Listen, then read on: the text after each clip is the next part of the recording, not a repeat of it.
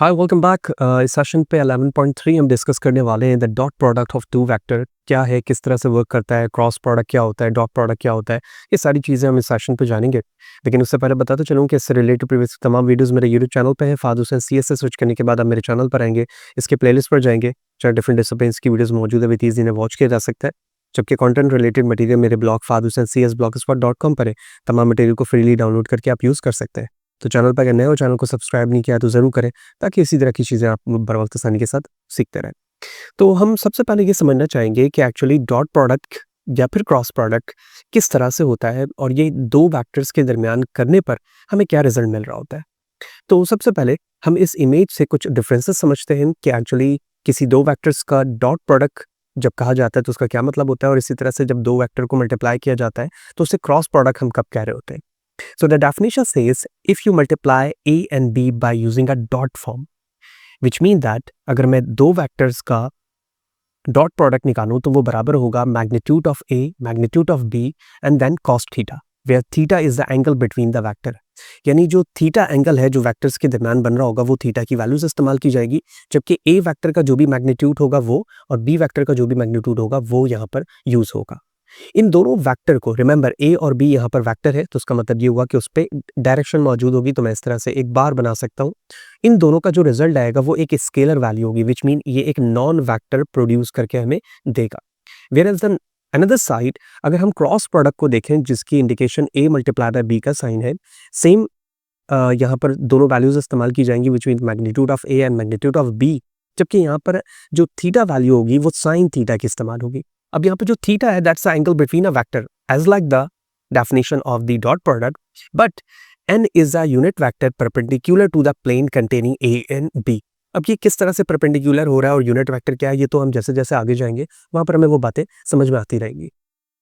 जब आप A और B का क्रॉस प्रोडक्ट निकालते हो तो वो एक वेक्टर मिलता है, यानी आपके पास A और B दोनों एज यूजुअल वेक्टर ही थे, लेकिन जब आपने इसका क्रॉस प्रोडक्ट किया तो आपको रिजल्ट भी वेक्टर ही मिला। अब कुछ प्रॉपर्टीज होती है जो हम लीनियर अलजेब्रा के अंदर भी पढ़ते हैं, क्यूमुलेटिव, एसोसिएटिव। अगर हम डॉट प्रोडक्ट में क्यूमुलेटिव प्रॉपर्टी देखें तो वो यहाँ पर होल्ड करेगी, यानी अगर मैं A को B से मल्टीप्लाई करूं that is equivalent to B multiply A। लेकिन जब आप क्रॉस प्रोडक्ट के अंदर आते हैं तो वहां पर ये प्रॉपर्टी लाइन नहीं करती, यानी A multiply B is not equal to B multiply by A, right? That's a negative sign है। जब कोई वैल्यूज स्केलर होती है तो उसका मतलब ये कि उसमें डायरेक्शन नहीं होती, जबकि कोई वेक्टर होगा तो यकीनी तौर पर उसमें डायरेक्शन मौजूद होगी। Okay, the next thing, orthogonal form. Two vectors are orthogonal if their dot product is zero, यानी अगर किसी दो वेक्टर का डॉट प्रोडक्ट जीरो है तो वो यकीनी तौर पे ऑर्थोगोनल होगा। अब ये orthogonal form of the vector क्या होता है, अभी आप बिल्कुल कंफ्यूज ना हो, टाइप ऑफ वेक्टर्स पे जाएंगे तो हमें बात समझ में आ जाएगी। जबकि the cross product of the two non zero vector is orthogonal in both of them. ठीक है, यानी आपके पास जो प्रोडक्ट होगा नॉन जीरो वेक्टर का वो ऑर्थोगोनल होगा बोथ ऑफ दैम के रिस्पेक्ट से, यानी दोनों के रिस्पेक्ट से। एप्लीकेशन बहुत सारी हो सकती है। अब जब आप angle between vector and projection of the vector मालूम करना चाह रहे हो एक दूसरे के रिस्पेक्ट से तो आप डॉट प्रोडक्ट का इस्तेमाल करते हैं, जबकि क्रॉस प्रोडक्ट्स को नॉर्मली फिजिक्स के अंदर टॉर्क के लिए इस्तेमाल किया जा रहा होता है, यानी टॉर्क फाइंडिंग के लिए, determining normal vector to the surface, इनके लिए क्रॉस प्रोडक्ट का इस्तेमाल किया जा रहा होता है। अब देखो बेस चीज हमने यहाँ पर जान दी कि dot product and cross products क्या है, किस तरह से उसका फॉर्मूला होता है। अब एक और चीज हमें समझना है। Okay, the thing is that, जो कि मैंने यहाँ पर राइट कर लिया, I am going to zoom it. For example अभी तो हमने ये जान लिया कि डॉट प्रोडक्ट और क्रॉस प्रोडक्ट क्या है। फॉर एग्जाम्पल हम किसी स्केलर वैल्यू से मल्टीप्लाई करते हैं किसी वेक्टर, तो उसकी क्या पॉसिबिलिटीज हो सकती है। देखिए, multiply by vector by any scalar value, हमारे पास एक वेक्टर है जो कि पॉजिटिव डायरेक्शन पे है और हमने किसी पॉजिटिव नंबर से उसको मल्टीप्लाई किया तो हमें रिजल्ट भी क्या मिलेगा, वेक्टर। यानी फॉर एग्जांपल अगर ये वेक्टर क्वांटिटी इस तरह से ये था और मैंने इसको 2 से मल्टीप्लाई कर दिया तो ये अपनी लेंथ 2 टाइम बढ़ा देगा और सेम डायरेक्शन के साथ रहेगा। इसी तरह से एक वेक्टर था सिंपल यही, लेकिन मैंने उसको -2 से किया तो -2 की वजह से इसकी लेंथ तो बढ़ेगी लेकिन डायरेक्शन चेंज हो जाएगी ऑपोजिट। थर्ड कंडीशन क्या हो सकती है कि आप किसी वेक्टर को फिजिकल क्वांटिटीज से मल्टीप्लाई करें, जैसे फॉर एग्जांपल आपके पास वेलोसिटी है, मोमेंटम है, टॉर्क है, इस तरह की चीज़ें हैं। तो जब दोनों के अलग अलग यूनिट्स होंगे, यानी वेलोसिटी की अलग यूनिट हो सकती है, मोमेंटम की अलग हो सकती है, ये दोनों वेक्टर्स हैं, इन दोनों वेक्टर्स को जब मर्ज किया जाएगा तो उनकी एक सेम डायरेक्शन बनेगी और उनकी यूनिट्स भी मर्ज हो जाएंगी। तो ये सेम रूल हमने यहाँ पर इसलिए समझ लिया कि एक्चुअली जब हम वेक्टर की बात करते हैं तो dot product and cross product क्या होता है, और जब हम किसी स्केलर से मल्टीप्लाई कर रहे होते हैं तो वो क्या फॉर्मेशन बना रहा होगा वो हमने यहाँ पर समझ लिया। अब ये समझने से हमें फ़ायदा ये हुआ कि टॉपिक में जो चीज़ें वेक्टर प्रोडक्ट के फॉर्म पर आ रही होंगी उसे अंडरस्टैंड करना अब हमारे लिए आसान होगा, इधर वो डायमेंशन मोर देन 2 पर हो या फिर सेम 2 डायमेंशन पर हो। राइट, तो सबसे पहले the dot product of the two vectors है। डेफिनेशन अगर हम देखें तो the dot product of the vector u and v is in this form. इसका मतलब ये हुआ कि ये डॉट फॉर्म नोटेशन है। That's a very simple thing, अभी हम देख चुके हैं ये 2 डायमेंशन है तो u1 u2 and v1 v2 लिखा हुआ है। The next thing that the dot product of u, there is a 3 dimension, right? The same logic will be used u into v. तो 3 dimension पे u1 v1, u2 v2, u3 and v3 यहाँ पे use होगा। कुछ properties क्या हो सकती हैं, जैसे अभी हमने देखा कि जब डॉट प्रोडक्ट हम निकालते हैं तो उसकी क्यूमुलेटिव प्रॉपर्टीज और इसी तरह से क्रॉस प्रोडक्ट की क्यूमुलेटिव प्रॉपर्टीज हो सकती है। तो अब जब हम डॉट प्रोडक्ट की सिर्फ बात कर रहे हैं तो इसकी क्या क्या प्रॉपर्टीज हो सकती हैं। ये क्यूमुलेटिव है, डिस्ट्रीब्यूटिव है, इसी तरह से किसी वेक्टर को हम कांस्टेंट नंबर से मल्टीप्लाई कर रहे हैं तो इसकी फॉर्मेशन कुछ ही हो सकती है। वेक्टर को 0 से मल्टीप्लाई किया जाएगा तो 0 किया जाएगा, 2 सेम वेक्टर को मल्टीप्लाई किया जाएगा तो उसका स्क्वायर होगा, जबकि मैग्नीट्यूड की वैल्यू का स्क्वायर भी कंसीडर किया जा सकता है। बोथ सेंस सेम यहाँ पर शो कर रहा है।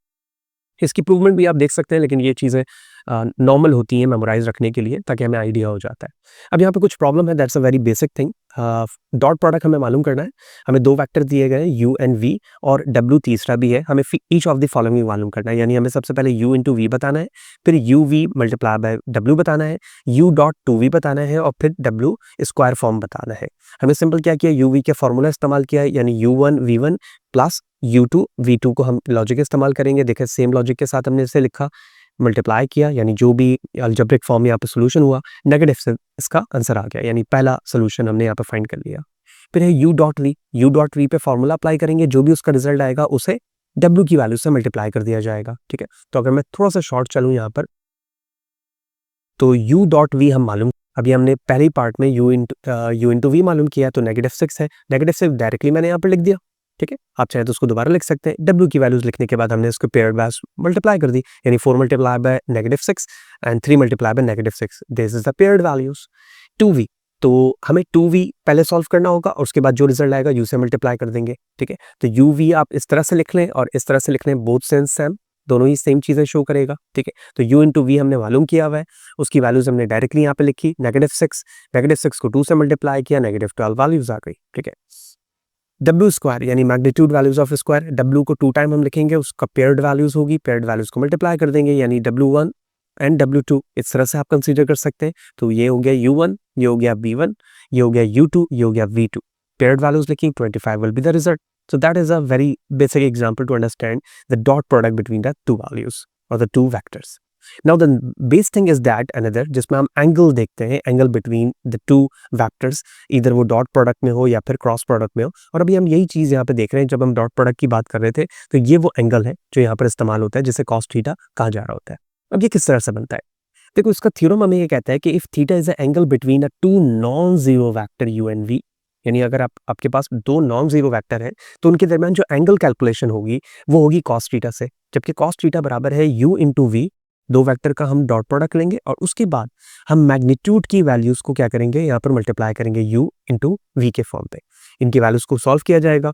ठीक है, और उसके बाद फिर हम कॉस को उस तरफ ले जाएंगे तो कॉस इनवर्स हो जाएगा और थीटा यहाँ पर आइडेंटिफाई हो जाएगा। ठीक है, अब angle of the two vectors किस तरह से, यानी ये पहला वेक्टर है u और ये सेकंड वेक्टर है। अब इसकी टेल से इसकी टेल को हम टच करेंगे तो ये u v माइनस u के फाइंड तो होगा, जो हम प्रीवियस सेशन पे देख चुके हैं, लेकिन ये वो एंगल है, ये वो एंगल है जो दोनों के दरमियान बढ़ रहा है। ठीक है, और इसी को हमें फाइंड करना होता है। इसकी प्रूवमेंट भी मौजूद है, लेकिन हम डायरेक्टली बेस कॉन्सेप्ट पे चलते हैं जिसमें थ्योरम्स को आइडेंटिफाई करना हमारे लिए आसान रहा है। If the angle between two vector is known, ठीक है, अगर हमें एंगल का पता है तो हम डायरेक्टली u इंटू वी को इस तरह से alternative form of the dot product लिख सकते हैं, यानी u डॉट वी बराबर है u magnitude of v cos theta, यही फॉर्मूला हमने देखा है। अब ये कुछ फिगर्स हमें बड़ी इंपॉर्टेंट चीज़ बता रही है। अगर हम देखते हैं कि 2 वेक्टर ऑपोजिट डायरेक्शन पे है, that's a very important thing, यानी एक वेक्टर राइट हैंड पर है और एक लेफ्ट हैंड पे, तो जो इसका एंगल होगा इनके दरमियान वो क्या होगा, पाई। हम जानते हैं कि जो सर्कल का कंप्लीट सर्कमफेरेंस होता है वो 2 पाई होता है, और ये यहाँ पर हाफ सर्कल बना रहा है तो पाई डायरेक्टली लिख सकते हैं, तो थीटा की वैल्यूज यहाँ पे क्या हो जाएगी, -1। ठीक है, फिर उसके बाद इस तरह से अगर एंगल ब्रैकेट है, ठीक है, तो ये पाई है और ये negative almost positive pi upon 2 का एंगल बना रहा होगा, तो इसको इस तरह से लिखा जा सकता है, ठीक है। वैसे हम कैलकुलेट करना भी देखेंगे किस तरह से है, लेकिन ये कुछ ऐसे विजुअलाइजेशन है जिसको देखते ही हम अंदाज़ा लगा लेते हैं कि यहाँ पे थीटा की वैल्यू क्या बनेगी। 90 डिग्री अगर है तो डायरेक्टली जो कॉस थीटा की यहाँ पर वैल्यू होगी वो 0 होती है। इसी तरह से अगर u इंटू वी जो है वो ग्रेटर देन 0 है, तो उसकी वैल्यूज़ इस तरह से लिखी जा रही होती है, और जबकि सेम डायरेक्शन पे दोनों मौजूद है तो कॉस थीटा यहाँ पर 1 आ रहा होता है। तो अभी हमने ऑर्थोगोनल का कॉन्सेप्ट भी समझा था वहाँ पर। तो you can see that the two non zero vector meet at a right angle if and only if, which mean by conditional their dot product is zero, their dot product is zero, two such vector are said to be orthogonal। यानी उस दोनों vector को जिसमें उनके product की value 0 आ रही होती है, उन दोनों को हम ऑर्थोगोनल वेक्टर कह रहे होते हैं। सेम डेफिनेशन यहाँ पे भी लिखी हुई है ऑर्थोगोनल की, the vector u and v are the orthogonal if u dot v equal to 0, यानी दो वेक्टर का प्रोडक्ट डॉट प्रोडक्ट 0 आ जाए तो हम उस वेक्टर को ऑर्थोगोनल वेक्टर कह रहे होते हैं। एग्जाम्पल पर चलते हैं। Finding the angle between two vectors, यानी हमें एंगल फाइंड करना है दो वेक्टर्स के दरमियान, ठीक है। तो हमें क्वेश्चन में 4 वेक्टर्स दिए गए 3 डायमेंशन के रिस्पेक्ट से u, v, w and z, ठीक है। 3 वैल्यूज है उसकी। हमें u एंड v मालूम करना है, u एंड w मालूम करना है, और v एंड z मालूम करना है। ये 3 पार्ट्स हमें मालूम करने हैं। रिमेंबर, हमें एंगल मालूम करना है, और एंगल का फॉर्मूला अभी हमने देखा, cos थीटा बराबर है u dot v divide by magnitude of u and magnitude of v। तो सबसे पहले तो हम u इंटू वी को अगर देखें यहाँ पर, तो u इंटू वी का मतलब है कि मैं डायरेक्टली यहाँ पर फॉर्मूला इस्तेमाल करूंगा वेक्टर का, u डॉट v, यानी u का पहला एलिमेंट v के पहले एलिमेंट से मल्टीप्लाई होगा, फिर प्लस होगा u के सेकंड एलिमेंट और v के सेकंड एलिमेंट, सो ऑन, ये प्रोसेस चलेगा। तो ये वाली चीज़ तो बिल्कुल सिंप्लीफाई तरीके से फाइंड हो गई। Now the next thing is that magnitude of u and magnitude of v, that's a very simple thing। हमें क्या करना होगा, हमें फॉर एग्जांपल अगर मैं u की मैग्नीट्यूड की बात करूं, तो u के जितने एलिमेंट हैं उनका स्क्वायर प्लस करके उनमें स्क्वायर रूट इस्तेमाल करेंगे, जो उसका फॉर्मूला है, विच मीन 3 का स्क्वायर 9 प्लस 1 का स्क्वायर 1 प्लस 2 का स्क्वायर, तो 9 plus 1 10, 10 plus 4 equal to 14। So square root of the 14 will be the magnitude of u। Same logic will be use for ना v एज वेल। ओके, लिखने के बाद हम simplify करेंगे। Simplify करने के बाद हमारे पास जो वैल्यूज आ गई यहाँ पर, वो 4 -4 अपॉन √70। थीटा को सेपरेट करेंगे, कॉस इनवर्स हो जाएगा, and that will be in a form of the radian 2.069। That's all things will be solve by the simple calculator. तो उस कैलकुलेटर का काम है ये, and that is not a tricky thing, ठीक है। कॉस थीटा इनवर्स हो जाएगा, जिसको हम आर कॉस भी लिख रहे होते हैं, कॉस इनवर्स को, और सॉल्व करने के बाद रेडियन में वैल्यूज आ जाएगी। Okay, the same logic will be use for the you and W. You and W के लिए सबसे पहले हमने क्रॉस प्रोडक्ट किया, और उसके बाद मैग्नीट्यूड की लॉजिक इस्तेमाल की, सॉल्व किया। यहाँ पर थीटा की वैल्यू 0 आ गई। जैसे ही 0 आई, तो अभी हमने लॉजिकल पढ़ा है कि अगर दो वेक्टर का डॉट प्रोडक्ट 0 आ जाए तो दोनों वेक्टर क्या होंगे, ऑर्थोगोनल होंगे। थर्ड में कॉस थीटा यू जेड के रिस्पेक्ट से हम फाइंड कर रहे हैं, तो u z sorry v z के रिस्पेक्ट से फॉर्मूला लिखा और -1 इसकी वैल्यूज आ गई। So we can say that say v and z are parallel with v is equal to -2z, यानी हमें -z मिलने का मतलब ये है कि vz यहाँ पर पैरेलल वेक्टर है। तो देखो, इस कॉन्सेप्शनल चीज़ों से हमें आइडिया ये होता है कि हम वेक्टर को लॉजिकली किस तरह से देख रहे हैं, ठीक है। एक ऐसी चीज़ जो सिंपल हमें एक लाइन के और एरो के फॉर्म पर दिख रही है, इंटरनली बहुत सारी यूजेज को कंटेन करती है। यही वजह है कि जब आप न्यूरल नेटवर्क बनाते हो, तो वहाँ पर इन्हीं कॉन्सेप्ट के साथ चीज़ें क्या हो रही होती हैं, बिल्ड हो रही होती हैं, ठीक है। ये वेक्टर के फॉर्म पर वैल्यूज आगे जा रही होती है, और ये प्रोसेस इंटरनली कर रही होती है, जिस तरह से हम डीप लर्निंग या मशीन लर्निंग के अंदर डिफरेंट टाइप्स के मॉडल्स को पढ़ रहे होते हैं, ठीक है। तो इंटरनल एवरीथिंग आर मैथमेटिकली, और जितनी स्ट्रॉन्ग नॉलेज आपकी इन चीज़ों पर होगी, आपको चीज़ों को समझना आसान रहेगा। अब हम डायरेक्शन ऑफ कोसाइन या फिर कॉस को समझते हैं कि एक्चुअली जब हम डायरेक्शन ऑफ कोसाइन देखते हैं तो वो किस तरह से आइडेंटिफाई होता है। तो अगर इस चीज़ को समझने के लिए हम 11.26 फिगर को देखें, तो ये हमें बताता है कि हमारे पास 3 डायमेंशन यानी 3 डायमेंशन पर बेस करता है एक वेक्टर है, जिसमें पहला वेक्टर i है, सेकंड j है, और थर्ड k है। तो इन 3 डायमेंशंस पर हम एंगल 3 तरीकों से फाइंड कर सकते हैं, यानी एक ऐसा एंगल जो i के जरिए से वेक्टर v की तरफ मूव हो रहा है, यानी एक वेक्टर हमने यहाँ पे ड्रॉ किया हुआ है जिसका नाम v है, तो हम उसे अल्फा कह रहे हैं। एक एंगल जो j से v को बना रहा हो उसे हम बीटा कहते हैं, और एक एंगल जो k से v की तरफ जा रहा हो उसे हम गामा कहते हैं। यानी 3 एंगल्स यहाँ पर क्रिएट हो रहे हैं, और इन तीनों एंगल को यानी कॉस अल्फा, कॉस बीटा और कॉस थीटा फाइंड करने के लिए हम इस फॉर्मूले को यूज करेंगे। यानी जो वेक्टर v है जिससे जाकर हम एंगल बना रहे हैं, v1 और divide by magnitude of v1 या सिंपल v, फिर v2 के साथ v का और v3 के साथ कंप्लीट v का मैग्नीट्यूड एंगल यहाँ पर इस्तेमाल होगा। अगर हम इसको कंप्लीट वे पर देखें तो हम कॉस यानी जब आप in a form of the vector 3 dimension लिखते हो तो कॉस आई, कॉस जे और कॉस के फॉर्म पर उसे वेक्टर डायमेंशन पे लिखा जा रहा होता है। तो ये कॉस अल्फा आई प्लस कॉस बीटा जे और प्लस कॉस गामा के फॉर्म पे लिखा जाएगा। यहाँ पर आई जे के जो है वो वेक्टर के नोटेशन को रिप्रेजेंट किया कर रहा होता है। तो एट लास्ट जब आप v upon magnitude of v unit vector के लिए करोगे तो ये बराबर हो जाएगा हमेशा 1 के, क्योंकि according to the definition of the unit vector इसकी वैल्यूज हमेशा 1 आ रही होती है, जिसे हम cos square alpha, cos square beta and cos square gamma के फॉर्म पर लिख सकते हैं। अब जब हमने लॉजिकली फॉर्मूले को समझ लिया कि आई जे के 3 डायमेंशन पर किस तरह से डायरेक्शन या एंगल फाइंड किया जाता है, तो अब हमें एक एग्जांपल देखते हैं। तो फाइंड द डायरेक्शन एंगल, ठीक है, हमें डायरेक्शन मालूम करना है, cosine and angle for the velocity of this one, यानी एक हमें एक वेलोसिटी दी गई है जिसमें 3 डायमेंशन है आई जे के में, and show that cos square alpha and beta and gamma that is equal to 1। इसका मतलब है कि यूनिट वेक्टर के फॉर्म पर है और हमें ये प्रूव करना है। तो हमें सिंपल क्या करना होगा, इस फॉर्मूले को यूज करना होगा जो अभी हमने देखा है, ठीक है, और हम इसमें तीनों डायमेंशन को फिल करके देख लेंगे। तो हमने यही किया है, कॉस अल्फा कॉस बीटा इस्तेमाल किया। सबसे पहले अगर हम पहली वैल्यूज देखें v यहाँ पर, तो ये वो 2 है, फिर 3 है और 4 है, तो ये इस्तेमाल किया 2 3 एंड 4। और उसके बाद हम क्या करेंगे, 2 का स्क्वायर प्लस 3 का स्क्वायर प्लस 4 का स्क्वायर अंडर रूट स्क्वायर, हमने यही किया यहाँ पर। और इसको जब हमने अप्रॉक्सीमेटली सॉल्व किया एंगल के रिस्पेक्ट से, तो ये इनकी 3 वैल्यूज आ गई। अब हमें क्या करना होगा, इस फॉर्मूले पे इसे पुट करना होगा सेम लॉजिक के साथ। तो कॉस स्क्वायर जो सिंपल वैल्यूज थी हमने इसका स्क्वायर किया, इसका स्क्वायर किया और इसका स्क्वायर किया, और उसके बाद वैल्यूज लिखने के बाद प्रूव हो गया कि इसकी जो वैल्यूज है वो क्या आ रही है, 1 आ रही है। एंड अगर आप इसको ग्राफिकली भी देखें तो वो इस तरह से नोटेशन वाइज यहाँ पर शो हो रही है, राइट। तो हमें लॉजिकली देखना है कि अगर मैं एंगल या डायरेक्शन फाइंड कर रहा हूं तो मैं cos alpha beta gamma co dot product के रिस्पेक्ट से कैसे यूटिलाइज करते हुए सॉल्व कर सकता हूं, राइट। बहुत सारी एग्जांपल फिजिक्स के अंदर भी इस्तेमाल होती हैं। आप चाहे तो फिजिक्स के कुछ प्रॉब्लम्स को भी यहाँ पर पढ़ सकते हैं, लेकिन हम हमारी जो लॉजिकल जो अंडरस्टैंडिंग है वो यही है कि हम सिर्फ और सिर्फ बेस्ड करें इस चीज़ को कि कैलकुलस की जो लॉजिक है मशीन लर्निंग, डीप लर्निंग या कंप्यूटर विजन में, स्पेशली इमेज प्रोसेसिंग के अंदर किस तरह से हो रही है। सो बियॉन्ड द वे आप जाते हुए फिजिक्स के प्रॉब्लम को भी यहाँ पर देख सकते हैं। और मैं समझता हूँ कि फिजिक्स के प्रॉब्लम को हम यहाँ पर डिस्कस नहीं कर रहे हैं, हमारे यहाँ जो फोकस है वो सिर्फ कॉन्सेप्शनली वेक्टर को समझ रहे हैं, ठीक है। लास्ट थिंग जो मुझे बड़ा इंपॉर्टेंट लगा वो इसमें definition of the projection and the vector component है। एक्चुअली ये कॉन्सेप्ट फिजिक्स में बहुत ज़्यादा इस्तेमाल हो रहा होता है जब वर्क डन या फोर्स को यूज़ कर रहे होते हैं, लेकिन प्रोजेक्शन क्या है वेक्टर कंपोनेंट का वो समझते हैं। So let u and v be the non-zero vector. Moreover, u equal to w1 plus w2, where w1 is a parallel to v and w2 is orthogonal to v. Remember, w1 parallel है v के, जबकि w2 जो है वो orthogonal है किस पे, v पर, ठीक है। यही चीज़ें डायग्राम पे भी 11.29 पर दिखाई गई है। अब 11.29 ये वो इमेज है जिसमें हम दोनों वेक्टर को देख रहे हैं, ठीक है। w1 प्रोजेक्शन हो रहा है, ऑर्थोगोनल है, जबकि w2 वेक्टर कंपोनेंट u पर।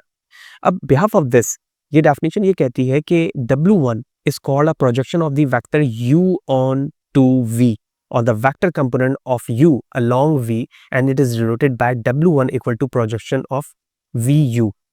तो W1 यहाँ पर जो है, यानी अगर हम यहाँ पर W1 को देखें तो देखो ये एरिया हमारे W1 का है, ठीक है, और ये प्रोजेक्शन हो रहा है u इंटू v के फॉर्म पर, ठीक है। और इसी चीज को अदरवाइज फॉर्म पे लिखा गया है कि vector component of u along v and it is denoted by, यानी इस चीज को हम इस तरह से कह सकते हैं कि ये प्रोजेक्शन हो रही है किस पे, u पर, ठीक है, इस तरह से u पर बन रही है। Next thing w2 equal to u minus w, यानी w2 अगर मैं मालूम करना चाह रहा हूँ दिस वन, तो इसको हम u माइनस w के जरिए से कर सकते हैं। यानी इस u में से अगर मैं w1 को सब्ट्रैक्ट कर दूं तो हमें क्या मिल जाएगा, w2 मिल जाएगा। That's why it's called a vector component of the u because it is orthogonal to v। तो ये एक एडिशनल कॉन्सेप्ट है जो यहाँ पर शो अप किया गया था। इसी चीज के लिए यहाँ पे एक क्वेश्चन भी मौजूद है, finding a vector of the component of u orthogonal to v। इसी चीज को हम प्रूव करना चाह रहे हैं जो अभी हमने यहाँ पर देखा है, ठीक है। कैसे देखो, so here we have two vector u 5 10 and v 4 3, और हमें ये कहा जा रहा है कि u that is orthogonal to v given that w1 is this one. Because of the u and v, w1 को हम कह सकते हैं कि projection of v into u होगा, जिसको हम 8 6 यहाँ पर लिख सकते हैं। तो हमें u जो दिया गया है हमने उसको लिखा, और इन द फॉर्म ऑफ जो फॉर्मूला है जो अभी हमने बिल्कुल डेफिनेशन पे लिखा है यहाँ पर, ठीक है, इस जगह पर, ठीक है। इन्होंने यही कहा था कि u equal to w1 plus w2। तो इस बिहाफ पर हम डायरेक्टली कह सकते हैं कि अगर मैं इसमें से w2 को सेपरेट करूं इसमें से, तो कुछ यूं हो जाएगा, यू की वैल्यू 5 10 है, 8 6, हमने इसको सब्ट्रैक्ट किया, वैल्यूज ये आ गई, तो we can say that check to see that W2 is orthogonal to V and according to the 11.30। अब इस चीज को यहाँ पर समझ लो, ये है W1 प्लस W2, तो W ये रही वैल्यूज, ठीक है, और W2 को अगर हम देखें तो वो ये है, यानी ये बिल्कुल एक दूसरे के ऑपोजिट है, इनकी वैल्यू से ही पता चल रहा है। तो अब हमें क्या करना है, अगर हम इस वैल्यूज को देखें जो हमें फाइंड होकर आई है, ठीक है, फाइंड होकर जो वैल्यूज आ रही है वो -3 और 4 आ रही है, जबकि अगर मैं U के रिस्पेक्ट से उसको देखूं जो हमें 8 और 6 या 5 और 10 के रिस्पेक्ट से मिला हुआ है वो ये, ठीक है, वो ये मिला हुआ है। तो बिहाफ ऑफ दिस ये वो रिजल्ट है ये जो हमें इसके सोल्यूशन से मिल रहा है, ठीक है, जबकि ओरिजिनली हमें 5 10 एंड 4 3 दिया गया था, तो ये रहा 5 10, ये रहा 4 3, और 8 6 वो है जिसके रिस्पेक्ट से हमें प्रोजेक्शन लाइन मिली थी, ये जिसके जरिए से देखो यहाँ से ये एक्सटेंड हुआ है इस पॉइंट पे, ठीक। तो दैट्स ऑल अबाउट द 11.3, जिसमें हमने जाना कि एक्चुअली डॉट प्रोडक्ट क्या है और वो किस तरह से वर्क करता है। नेक्स्ट सेशन पे जाएंगे तो हम फर्दर चीज़ों को डिस्कस करेंगे जो चैप्टर 11 में वेक्टर कैलकुलस या वेक्टर से रिलेटेड बड़ी इंपॉर्टेंट हो सकती हैं, यानी the cross product of the two vector in space. इसी तरह से जुड़े रहें, चैनल को सब्सक्राइब नहीं किया हुआ तो ज़रूर करें, ताकि इसी तरह से हमारी मोटिवेशन बरकरार रहे और मैं आपकी रिक्वायरमेंट के मुताबिक काम करता रहूँ। नेक्स्ट सेशन में मिलते हैं, सी यू देयर।